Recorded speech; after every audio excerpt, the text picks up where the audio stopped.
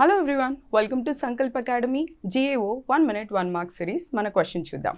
A continuous review of operations and transactions of a business by special officers anedi mana question. Options enti ante interim audit, internal check, internal control and the last option వచ్చేసి internal audit. So answer కూడా మనకేంటి అంటే internal audit. ఇక్కడ continuous review of operations and transactions అన్నారు కాబట్టి మీకు answer ఏమవుతుంది internal audit. Okay, so internal ఆడిట్లో ఏం చేస్తారు అని అంటే మనకి ఆర్గనైజేషన్ లోపలే ఆ ఫర్మ్ లోపలే మనకు ఒక డెడికేటెడ్ టీమ్ ఉంటుంది అన్నమాట. దేనికోసం కంటిన్యూస్గా వీళ్ళు ఆన్గోయింగ్ ప్రాసెసెస్ కానీ లేకపోతే కంటిన్యూస్గా కంప్లైంట్స్ రిలేటెడ్ కానీ operational efficiency and financial information related వీళ్ళు ఎప్పటికప్పుడు కూడా ఆడిట్స్ చేస్తూ ఉంటారనమాట. చేసి ఎవరికి రిపోర్ట్ చేస్తారు ఏదైనా మిస్టేక్స్ ఉంటే they will give it to the management or the audit committee. Fine, this is called internal audit. Okay, మిగతా ఆప్షన్స్ ఏమున్నాయి? Interim audit. యూజువల్గా మనకి ఆడిట్ ఎప్పుడు జరుగుతుంది? ఫైనాన్షియల్ ఇయర్ ఎండింగ్లో, right? That is called as a final audit లేదంటే annual audit. కానీ year మధ్యలో జరిగితే దాన్ని ఇంటరిమ్ ఆడిట్ అంటారు. Okay, fine.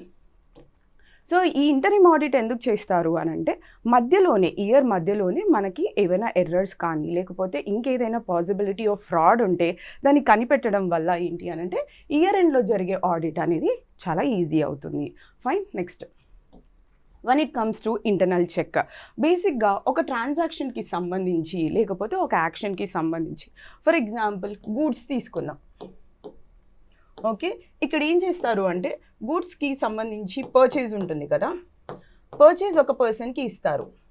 ఓకే, సేల్స్ చేసే బాధ్యత ఇంకొక పర్సన్కి ఇస్తారు. ఓకే, అండ్ దాని రిలేటెడ్ మనీ ట్రాన్సాక్షన్స్ అన్నీ కూడా ఇంకొకరికి ఇస్తారు, మనీ రిలేటెడ్ కానీ రిసిట్స్ కానీ. అంటే ఇక్కడ గూడ్స్కి సంబంధించిన ఆస్పెక్టే ముగ్గురు చేస్తున్నారనమాట. Okay, so that will help in reducing the errors and frauds.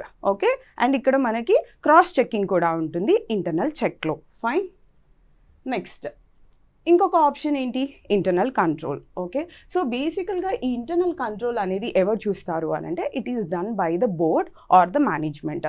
వీళ్ళు ఇక్కడ పాలసీస్ని ప్రొసీజర్స్ని డిజైన్ చేస్తారు అండ్ అలాగే ఇంటర్నల్ చెక్ ఎలా ఉండాలి అనేది డిసైడ్ చేస్తారు.